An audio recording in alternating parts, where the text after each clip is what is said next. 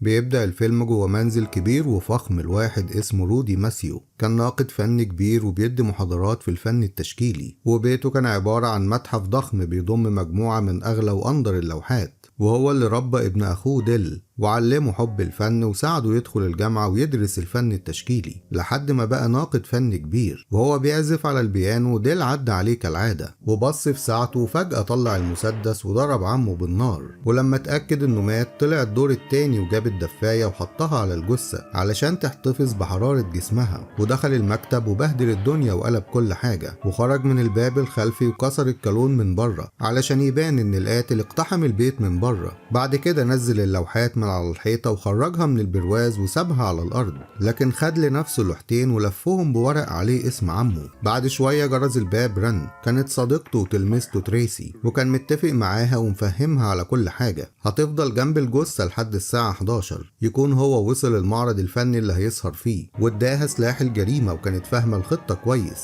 وصل المعرض وركن العربية بتاعته في الجراج. ماتيلدا كانت صاحبة المعرض وهي اللي كانت موجهة له الدعوة. طبعا الألوان والموضة اللي في الفيلم روعة. ماتيلدا عرفته بجوزها سام وكان هو الرسام بتاع المعرض. وديل كان كل شوية يبص في ساعته ويسأل سام عن الساعة. سام قال له انها 11 إلا 5. الساعة 11 بالظبط تريسي شالت الدفاية من على الجثة ورجعتها مكانها. وديل كان بيشرح للمدعوين أساليب الفن التشكيلي وجمالياته وهو بيضحك ومبسوط لأن خطته ماشية زي ما هو عاوز. في الوقت ده ضابط الدورية كان بيعدي يطمن على البيوت والأبواب كالعادة، وهو ماشي تريسي أخدت المسدس وضربت طلقة رصاص في الهوا حسب الاتفاق علشان يبان إن الجريمة حصلت دلوقتي. الضابط سمع صوت الرصاص ونزل من العربية وجري على البيت. وهو بيفتح الباب تريسي كانت أخدت اللوحات وجريت من الباب الخلفي. كانت راكنة عربيتها بعيد عن البيت وركبت عربيتها واختفت. الميزة في حلقات كولومبو إنك بتبقى عارف القاتل من البداية، لكن بتشوف كولومبو هو بيحل ألغاز ورموز القضية بمنتهى الذكاء والمنطق.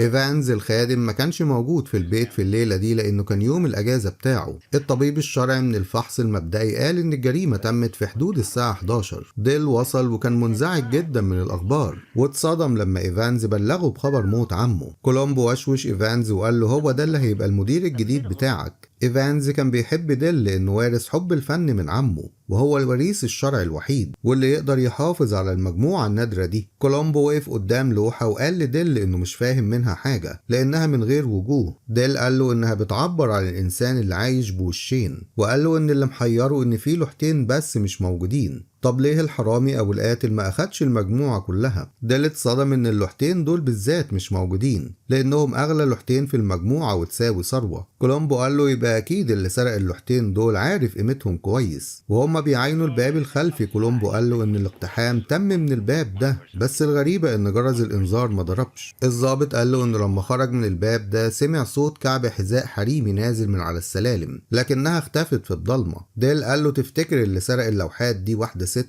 كولومبو قال له دي واحدة من اللصوص لأن في حد ساعدها وفتح لها الباب من جوه البيت لأنها الطريقة الوحيدة اللي تخلي جهاز الإنذار ما يضربش. ديل اتصدم من تحليل كولومبو للجريمة لكن عمل نفسه مش فاهم حاجة. كولومبو قال له ولا أنا كمان فاهم، وسأل ديل إذا كانت اللوحات المسروقة دي مشهورة بالشكل ده طب إزاي اللي سرقهم هيقدر يتصرف فيهم ويبيعهم؟ ديل قال له أكيد هيبيعهم لحد في دولة تانية، بس أحيانا اللصوص بيطلبوا فدية من المالك أو من شركات التأمين. كولومبو قال له هو ده اللي أنا كنت شاكك فيه، علشان كده هحط تليفوناتك تحت المراقبة علشان لو حد اتصل بيك بخصوص الفدية. تريسي كانت بتحاول تتصل بيه لكن ما كانش موجود في البيت دايما. كولومبو راح لماتيلدا في بيتها وسألها عن التوقيت اللي ديل وصل فيه للمعرض. ما كانتش فاكرة بالظبط وسألت سام جوزها، قال له انه مش فاكر بالظبط ديل وصل الحفلة امتى لانه كان شارب كتير ومش مركز، لكن كل اللي فاكره انه ساعته كانت مش مظبوطة. سأل موظف الجراج عن التوقيت اللي ديل وصل فيه. الموظف قال له انه فاكر كويس لان ديل سأله عن الساعة لان ساعته ما كانتش مظبوطة وكانت حوالي الساعة 11 إلا 5 دقايق. ماتيلدا كانت مستغربة من أسئلة كولومبو لأنها طبعا ما كانتش بتشك في ديل خالص لأنه ناقد فن كبير ومشهور. بعد كده تريسي شافت برنامجه على التلفزيون واتصلت بيه في الاستوديو.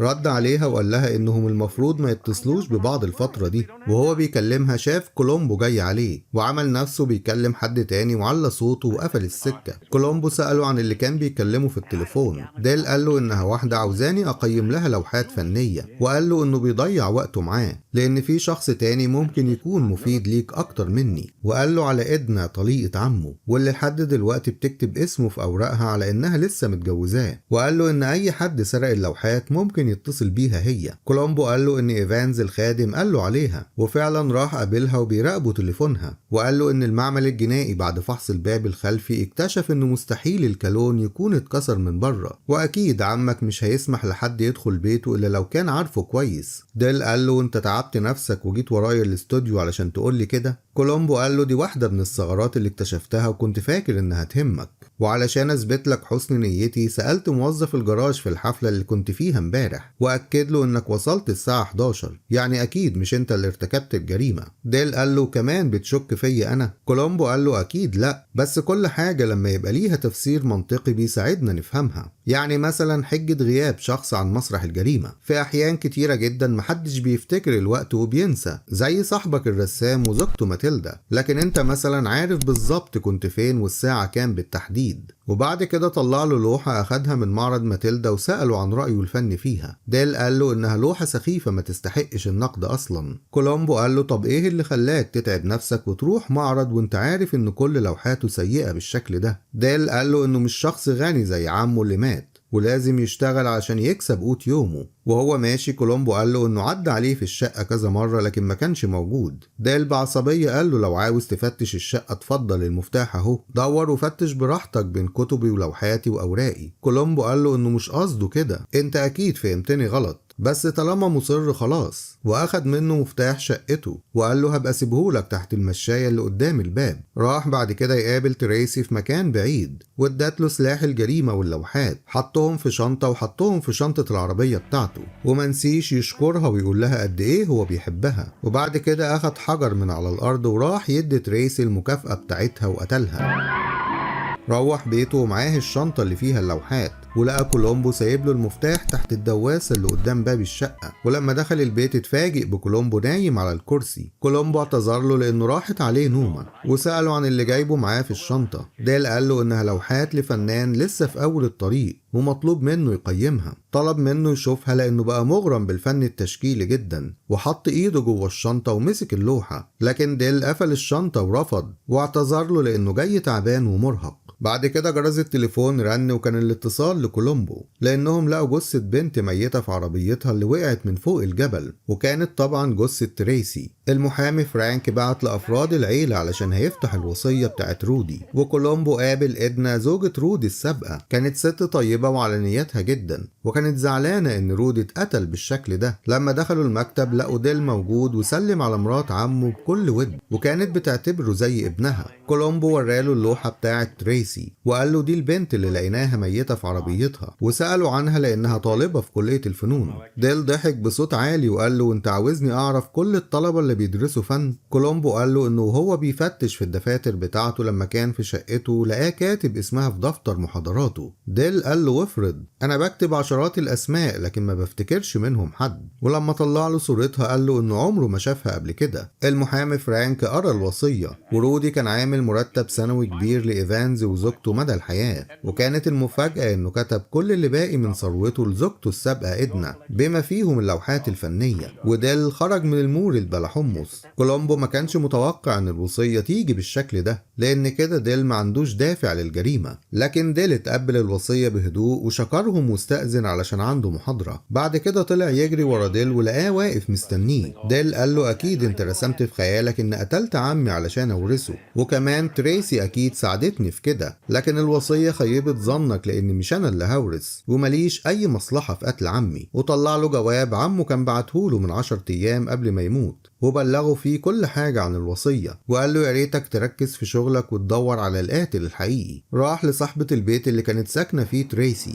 وسألها عن أصدقائها والناس اللي كانت بتقابلهم. قالت له إنها كان ليها صديق تقريبا كده في الأربعينات، لكن لما وريت له صورته ما طلعش ديل واتصدم تاني. الجنايني هو بيرش الزرع في الجنينة اللي جنب بيت إدنا لقى المسدس اللي تمت بيه الجريمة، ونده على ضابط الدورية اللي كان واقف معاه. فتشوا في كل مكان، وكولومبو كان عند إدنا في بيتها واتكلم معاها وكان مقتنع إنها لا يمكن ترتكب الجريمة دي. وقالت له إن رودي في آخر أيام مقتنع إن اللوحات دي لازم تبقى ملك للناس كلها، وطلب منها تسلمهم للمتاحف والمدارس الفنية بعد ما يموت. كلامها طبعا اداله دافع جديد ممكن يخلي ديل يرتكب الجريمة. ديل وصل لأن كولومبو بعتله وقال له إنهم لقوا سلاح الجريمة. إدنا ما كانتش مصدقة إنهم يلاقوا السلاح قدام بيتها، وقالت إن كده الناس هتفتكر إن أنا اللي قتلت رودي. كولومبو قاطعها وقال لها لا مفيش أي حاجة من دي، وتقدري دلوقتي تخرجي زي ما كنت عاوزة. وخرجوا معاها يودعوها وركبت عربيتها ومشيت. وديل كان هيتجنن إن كولومبو مش بيشك في إدنا نهائي. بعد كده ندهوا عليه لأنهم لقوا الورق اللي ديل لف بيه اللوحات في سلة القمامة بتاعت إدنا، وكان مكتوب عليه اسم رودي. ديل بخبث قال له إن إدنا دي حظها وحش جدا، الأول سلاح الجريمة ودلوقتي أغلفة اللوحات بتاعت عمه موجودة في سلة القمامة بتاعتها، لكن برضو أعتقد إن ملهاش أي علاقة بالجريمة. كولومبو صدمه وقال له أنا برضو بفتكر كده، لأن لو هي اللي ارتكبت الجريمة إيه اللي هيخليها ترمي الورق في سلة القمامة بتاعتها؟ ما كانت حرقتها وخلاص. ديل ارتبك وقال له فعلا. كولومبو قال له إنه مش عاوز يسيء الظن بيها ويرتكب نفس الغلطة اللي عملها معاه، وقال له إنه هيفضل مستني لحد اللوحات المسروقة ما تظهر قبل ما يظلم أي حد. وسأله إذا كان فتش بيتها علشان يتأكد ولا لأ. كولومبو قال له لأ، لأن دي مضيعة للوقت، ايه اللي هيخليني افتش بيتها وانا مش شاكك فيها اصلا. بعد كده ديل راح للمحامي وقال له انهم عاوزين يحموا إدنا من كولومبو، لانه لو ما وصلش للقاتل الحقيقي ممكن يتهمها بالجريمة علشان يقفل القضية. وقال له ان رودي عمي كان عاوزنا نحمي إدنا لانه عارف انها ضعيفة. فرانك قال له انه هيعمل اتصالاته ويطلب يفتش شقة إدنا بعيد عن كولومبو. ديل وهو خارج فرانك سأله اذا كان واثق ان إدنا بريئة،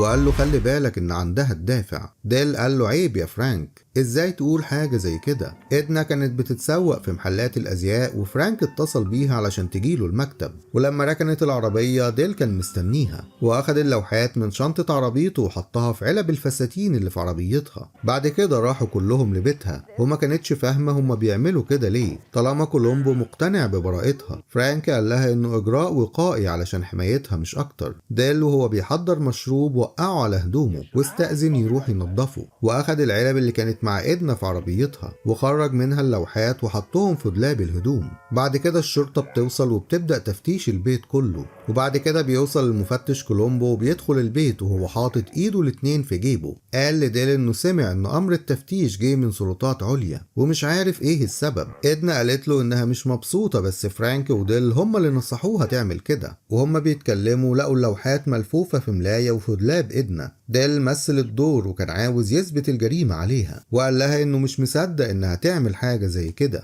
وإدنا كانت مذهولة ومش عارفة اللوحات دي وصلت بيتها ازاي. ديل قال لها كفاية تمثيل وما تقوليش حاجة تاني. فرانك سأل كولومبو اذا كان عاوز يوجه لها اتهام ولا لا. كولومبو قال لهم انه هيقرر بعد ما نرفع البصمات الاول. كل ده وهو حاطط ايده في جيبه. ديل قال له انه محتاج تفسير لكل اللي بيحصل، لاني افتكر ان كل حاجة وضحت، يعني المسدس والورق ودلوقتي اللوحات في بيت إدنا، وبرضه مش عاوز تتهمها بالجريمة. كولومبو بدأ يحلله لغز القضية وقال له ان التفسير كله في الوصية، لما عمك حرمك من الميراث قتلته وحبيت توجه التهمة لإدنا. ديل قال له حاسب، انت بتتهمني بشكل علني وفي شهود موجودين وممكن اقضيك. كولومبو قال له ان في قاعدة قانونية بتقول ان اللي يقتل حد لا يمكن يورثه، علشان كده كان لازم تورط إدنا في قتله علشان التركة كلها ترجع لك تاني. انت اللي زرعت سلاح الجريمة وحطيت اللوحات في بيت إدنا علشان تثبت عليها التهمة. ديل قال له احسن لك تثبت الكلام اللي بتقوله والا هرفع عليك قضية تعويض.